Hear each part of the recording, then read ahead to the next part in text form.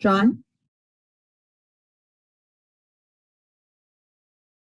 John's not on. John, can you hear me? He can't hear you.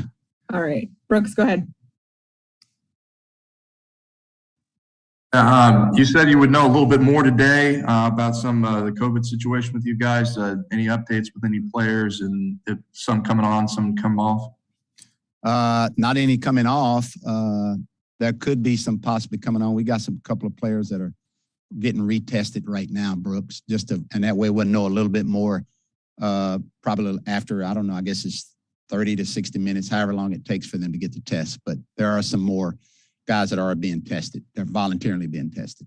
Yeah. And obviously, I hope your health is fine. I'm just wondering, with a couple of Robert Saleh and some others that have tested, what's the plan in place if you were to test positive? Well, if I would test positive, I mean, they go on business as usual. Lovey would take over for me, and Tim would do the offense, Lovey do the defense, and they do the special teams, and Lovey would communicate with upstairs with Nick and Romeo on our game management decisions, just like we've been doing, except it wouldn't be me. Gotcha. Thank you. Mm-hmm. Brandon?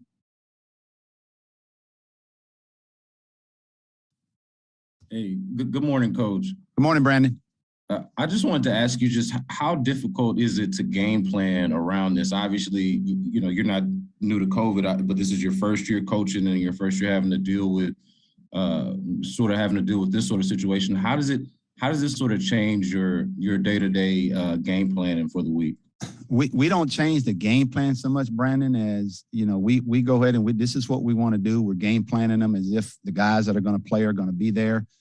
A guy tests positive for COVID. He happens to be one of our guys we got plays for. We just the next man up.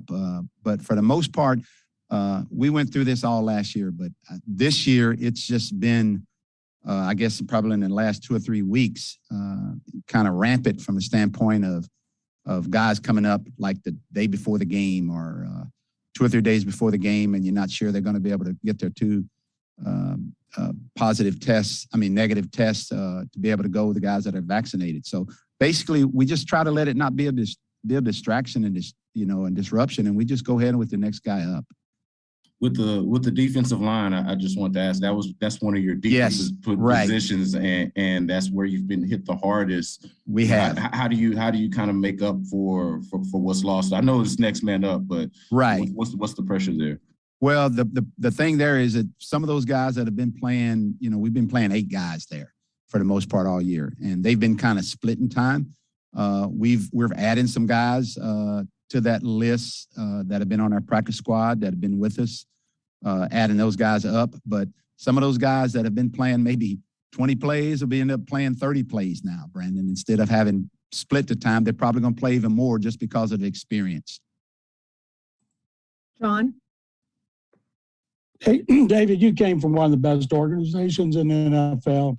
Did you learn anything from the Ravens last year that's helped you deal with these issues?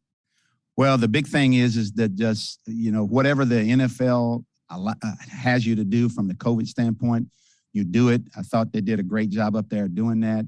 And then we basically just went business as usual. And I know I keep saying this over and over about next man up mentality, but the football team actually understands that. It's no different than if injuries were happening. Unfortunately, for COVID, it's been a bunch of guys that it's been affected. And basically, you just go business as usual, John, and you just kind of stay the course and not let it become a disruption or a distraction with your team. And basically what has happened is it's been a great opportunity for the guys that haven't been playing to play. And, of course, we've got a couple of rookies and, obviously Jonathan, who's come in and done a great job for us with some of our key guys being out that have played for us all year. And basically that's how we approach it and just not let it be a distraction and a disruption. Christy? Hey, David, I was wondering, how have you seen Davis grow from when he first started playing for you to where he's at now? Decision-making, Christy. I mean, his decision-making is much better now. He's seeing things the game has kind of slowed down for him a little bit now. Perfect example of that is that he got 0 blitz early in the year against a couple of teams, and all of a sudden it just happened too quickly for him. Happened to him twice in the game last week, and he was right on it right away. Just the experience and just his better decision making and quicker decision making and doing the right thing. Aaron Wilson. Hey, David. If Hey, you Aaron. were to think, other than Roy Lopez and maybe Jordan Jenkins, what do you think the defensive line make up if you go in with the guys that are on COVID the way it is now? What do you think it would be? Who would go in with it? Yeah. We're going with Ross, just like we've been doing. Those same guys that have been playing will end up just playing for us a little bit more. And we're moving up Harris, and we're moving up Chris Smith to play some more. Basically, just those guys that have been playing. Those 8 guys have been playing for us. The guys that are down with COVID, those guys that are not COVID, that doesn't have COVID symptoms, that are playing. They're just going to play more, and obviously we'll substitute them as we need to substitute them, but they're just going to play more than what they have been playing in the past. Gotcha. And with Justin Herbert, what are some of the special challenges for your team to defend a quarterback with all the arm talent he has? Well, one thing for sure is they're going to throw the football. They throw the ball the 4th most of anybody in the team. They not just throw it; they throw it very well, and they got weapons. It's a very, very, very good offensive football team. And basically what we've got to do is we got to play a 1-11 defense. We got to keep the ball in front. They're going to make plays. They got playmakers. We've just got to make sure that we don't give up any of the easy, explosive plays that they've gotten. And basically we watched video this morning as a team, and we saw a bunch of big plays that they've gotten. A bunch of the big plays they've gotten is because people have been out of position. People weren't playing the defense the way it should have been played. And they take advantage of that because they got the people to do that. But it's not just his arm talent. He's very athletic also. He's playing at a very high level right now. And, they're doing a very good job. John. David, how impressed are you at Mills' progress, despite the fact you guys got the worst running game in the league, and how much would it help him if you were just in the middle of the pack? Well, it would help him tremendously, and it'd help us offensively tremendously. We'd be able to stay on the field a lot longer than we've been able to stay on the field in a bunch of ball games, and that's something we're going to continue to do. But I think with the thing about that, John, is not being able to run it like we want to run it, and not as much as we wanted to run it. I think he understands that situation, and he also understands that when it is put on him, that his decision-making has to be right. He's gotten much, much better with that. And there's going to be times when we're going to ask him to go back there and throw, especially in some situations when it's not right for us. And he's got to just make good decisions and not hold the ball and get the ball to his check downs and go from there. Aaron Reese. Hey, David, kind of building off that, how much does that affect the sort of looks Davis is getting and his willingness or ability to push the ball downfield because you guys can't run the ball successfully? Well, we're going to continue to try to run it, and we're going to make them defend the run.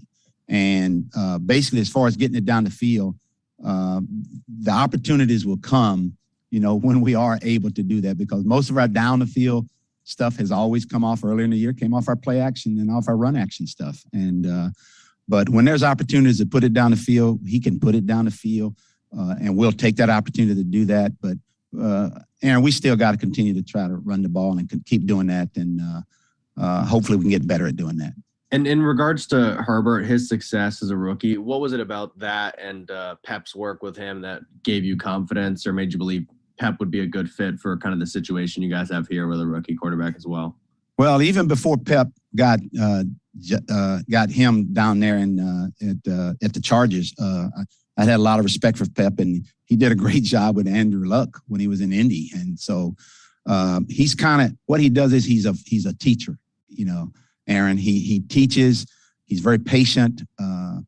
He has a way of being able to keep those guys calm, and kind of there's a progression that you got to go through, and he's taken him through that. And obviously, we had to put him through it a lot quicker than we wanted to have to put him through it. But I think that him having played when he did play early in the year has benefited him to this point.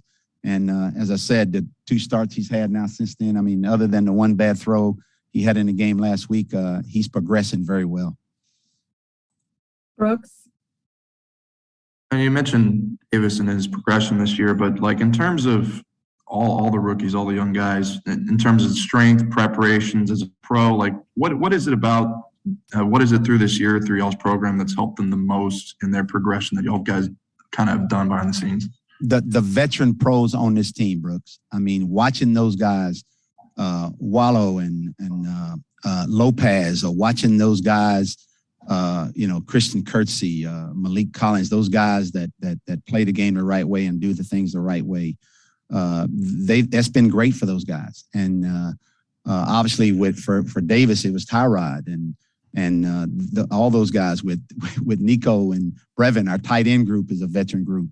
And obviously with Brandon there, it's those veteran guys that have been beneficial for those guys. And all of a sudden now their time is here and they understand exactly what it's all about. And, they're not where we want them to be yet, but they're headed in the right direction. And they're headed in the right direction because of the mentorship and the leadership from that veteran group in all those different positions. And on that leadership, you mentioned that Brandon Cooks was on like a leadership council with you. Like what are some of the things that he's brought to your attention throughout the year, and how important and how do those meetings go? How do you use that group? Well, that group is basically a sounding board for me, for our locker room, because they're in there all the time. And basically, if there's an issue or something that they feel like that maybe needs to be addressed, our players will address it to those guys. And then those guys, every week we meet and they bring those things to me. So if there's something that we feel like we need to talk about or we're not on the same page with, we talk about that in that leadership meeting. And the thing about Brandon is that Brandon's been with 3 organizations that's been very successful. And he's seen it done 3 different ways, but he's seen it done successfully 3 different ways. And he knows about what winning culture is all about, Brooks. And I think that's what he brings to us. Mark? David, is there anything about Davis of late that has surprised you? No, it hasn't surprised me. I'm glad that he's protecting the ball a little bit better than it was, because I kind of felt like earlier in the year, he didn't really understand. He had that gunslinger mentality. He felt like he could throw the ball. He thought the guys are open, but by the time he's throwing the ball down the field, it's 20 yards and the guy's breaking on the ball. He sees a hole. He's learned those things right now, that the timing. And the big thing that I've seen with him from throwing the football in the pocket is his clock in his head. He's getting the ball out quicker right now. He understands. He doesn't necessarily have to take hits. Early in the year, he took some hits that he didn't need to take. He just needed to get the ball out quicker. And he's doing that now. And the other thing that I saw him do this past week was I thought he stepped up in the pocket a couple of times during the ball game and end up keeping some plays alive and got the ball out of his hands. Cody? Good morning, Coach. Good morning, Cody. Going back to the run game, Monday you mentioned that David Johnson still has a role here with this team, but when you look at the film, what are some of the things that you're actually seeing that is causing this lack of production that we're seeing from him this year? Well, I think his lack of production has been simply because of the injuries. The reason that you didn't see him in the game the other day was because he got injured. Had he not got injured, he would have been playing, Kobe. And his role is still the same.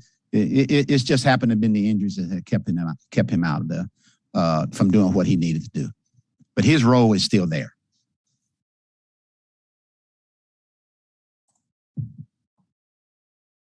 John? David, could you talk about Smith being named Special Teams Player of the Week and also the impact special teams had on that game? And it might have been the best overall special teams performance in team history. Well, John, I'll say this. I know since I've been here, it was excellent. And it had a factor in the ball game. That kickoff return that we had, that entire kickoff unit did a great job. And they knew that, Tremont, they knew that this guy is capable of taking it to the house. And it just so happened that they got things blocked up real well. It couldn't have come at a better time. And then the fact that our kicking game was good. Cam and Kaimi both were doing their jobs. Our punt team coverage was very good, other than the one time we missed a couple of tackles down there when we had them pinned back on the 1 yard line when the guy put the ball up. But I thought that game, complimentary football wise, was probably the best that we've had since I've been here, especially getting a touchdown off of special teams, because that was critical. You know, we haven't been scoring very many points, and obviously to get points like that was a tremendous help, a tremendous psyche for our entire football team. And I think that kickoff return had a lot to do with when we got the ball back right before half and got in field goal range and was able to kick the field goal. And then at the end of the game, believing that we needed to at least get 5 or 6 more yards to get in field goal range to make it a 2-score ball game, where all of a sudden it becomes a touchdown instead of a field goal attempt. And I think our special teams had a lot to do with that. Our special teams was a big lift to our football team in this past game. Thanks, Coach. You're welcome.